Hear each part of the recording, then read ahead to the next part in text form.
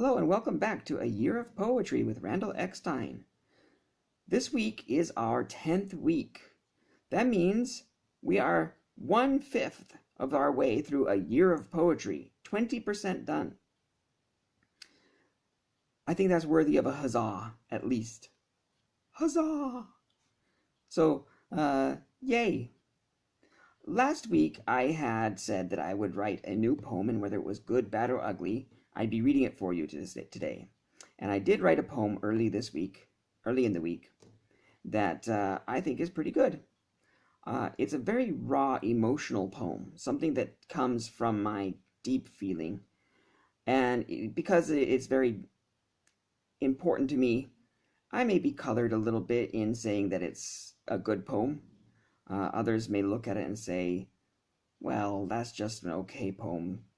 So I'm biased. I think that this catches an emotion that is deep in my psyche right now.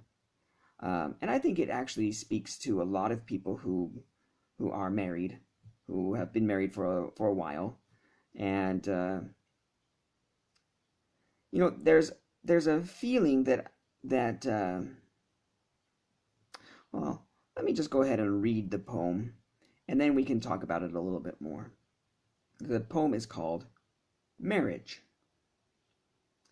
I pine for the time when things were simple, and a lonely word and a lovely word were answered with the same. I yearn for the moments now past that were new, that were shining with the elegance of meeting. Now the life we have is a set thing, no surprises, no ardor that shines forth and drips the honey of quicksilver into the waiting hours. I go, I come, I go, and then the day begins again. How seldom in the moments of respite do we connect? The words aren't there. But what would we say? Here again and there again. I see you and you see me. Are these the nonsense that fill our vapid tongues?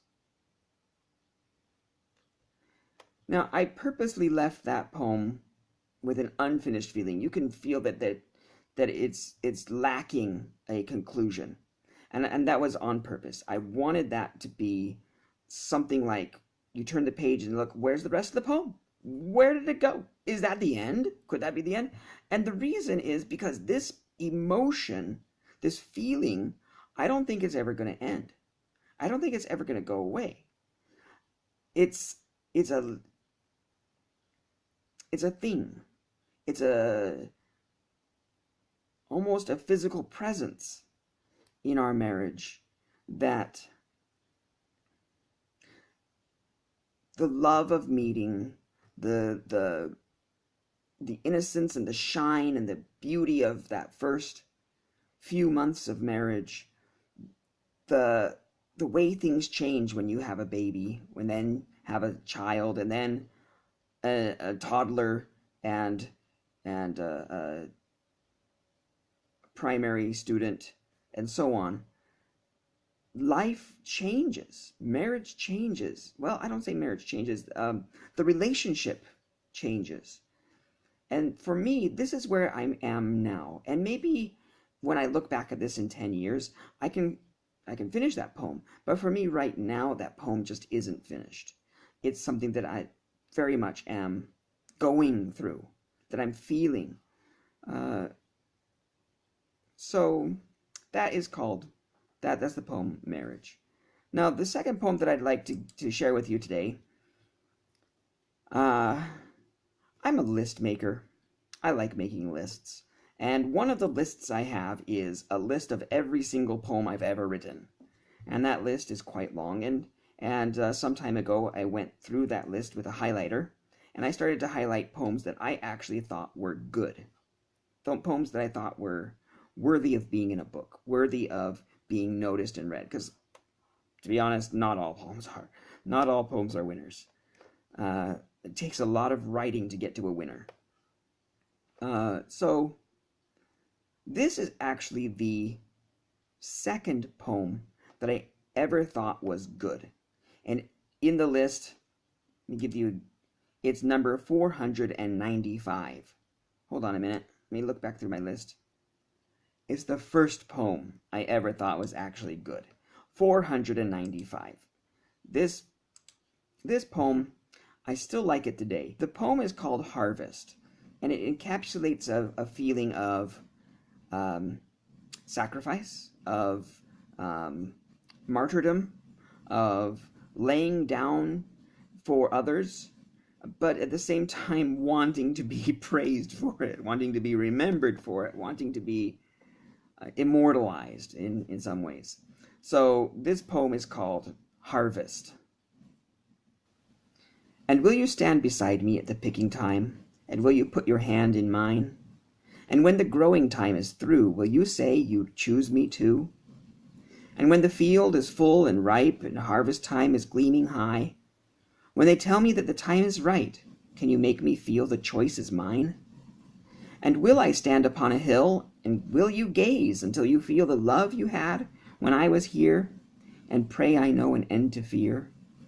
And can you say when they all come, I did not question what was done, and played the part effectively that I think they'd ask of me? And when they say, where now? How? Why? And when you think you might not cry, think on the promise you gave one night to stand beside me at the picking time. To me, that poem is just full of arrogance and a messianic element, if you will. I remember the exact moment that I wrote this, and it just came in a flood. It was just whoosh. I was in Las Vegas. I was working a job as a manager of a restaurant, and I had been sent down there by my boss. I worked in Utah, and I was sent down to Las Vegas to shake them up, to fire the manager, fire the assistant manager, rehire a new manager, train them, get the manager to choose an assistant manager that we could approve of, we being I and the manager, clean up the whole store, and settle the whole thing going back on a normal, organized course. So that was my whole job, and it was a nice hot day. I'd had a day off, so I went out in the rental car and went out to the desert, and I wrote about 30 poems just sitting there under a tree. But this was not one of them. This was when I came back. I was driving home, and I parked my car, and I just didn't want to go back up to my apartment yet. I just wanted to feel the air, feel the nature. I wasn't done. I hadn't gotten all my emotions out yet. So I just sat in the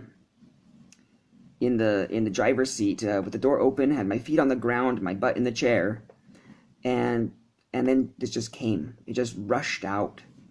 Harvest. And I still love this poem. I like the arrogance, it's such a dichotomy, such an oxymoronic poem. At once it's arrogant, and the other time it's sacrificial. It's emotional. It's I have to do this, but will you love me for it? I have to do this, but will I be remembered for it? So that's the poems. I hope you enjoyed our episode today. And next week we'll have something new again. And I'll see you on the next time. Hopefully you'll join us again. Bye-bye.